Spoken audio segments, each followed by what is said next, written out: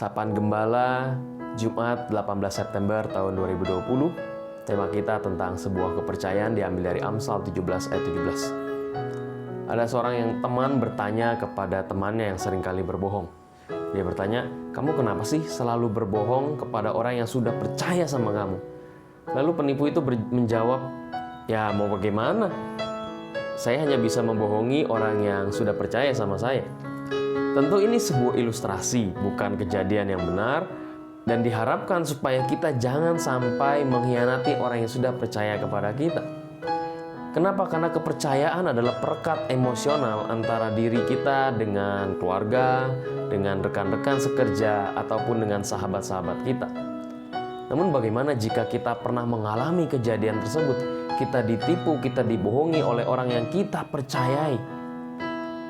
Bunda Teresa berkata bahwa jika kita pernah mengalami penipuan, kita pernah dibohongi orang lain, maka tetaplah untuk terus memberikan kepercayaan kepada orang lain. Maksudnya adalah jangan pernah lelah kita untuk tetap memberikan kepercayaan kepada orang lain.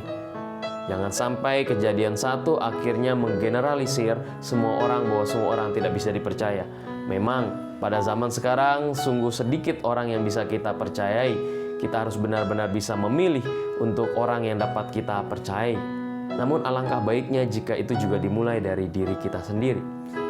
John Maxwell dalam bukunya berkata bahwa aku mungkin tidak bisa mengubah keadaan dunia, tetapi aku tahu aku selangkah maju untuk mengubah dunia dengan cara mengubah diriku sendiri terlebih dahulu. Untuk membuat kita dapat mengubah dunia ini dipenuhi dengan orang-orang yang dapat kita percayai, dengan orang-orang yang selalu memberikan kepercayaan, maka langkah pertama yang harus kita lakukan adalah dengan membuat diri kita dapat dipercayai. Bagaimana caranya? Yang pertama, seorang yang dapat dipercayai adalah pada saat dirinya mempunyai integritas. I walk the talk, alias apa yang saya katakan sesuai dengan apa yang saya lakukan. Lukas 16 ayat 10 mengajarkan kepada kita bahwa kesetiaan itu harus dimulai dari hal-hal yang kecil. Maka untuk bisa dipercayai, maka kita harus memulai dari hal-hal yang kecil, baru kemudian hal-hal yang besar. Kedua, kita dapat menjadi orang yang dapat dipercayai dengan menjaga rahasia. Pada saat ada seseorang yang menceritakan pergumulannya kepada kita, maka itu adalah sebuah kerahasiaan. Jangan kita umbar. Jangan kita jadikan itu gosip kepada orang lain. Kenapa? Karena orang itu sudah percaya kepada kita. Sebuah integritas dan pada saat kita dapat menjaga kerahasiaan adalah modal kita untuk menjadi seorang sahabat.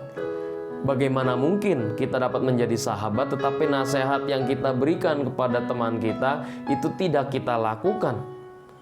Atau bagaimana mungkin kita dapat menjadi sahabat jika rahasia sahabat kita umbar kepada orang lain, bahkan menjadikan bahan pembicaraan?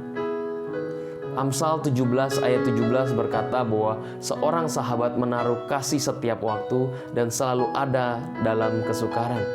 Marilah umat yang terkasih dalam Yesus Kristus, kita belajar untuk menjadi orang yang dapat dipercayai. Bagaimana kita bisa berintegritas, bagaimana kita bisa menjaga kerahasiaan, dan bagaimana kita bisa memberikan yang terbaik kepada sahabat kita. Dengan salah satunya adalah dengan dapat dipercayai. Tuhan memberkati kita.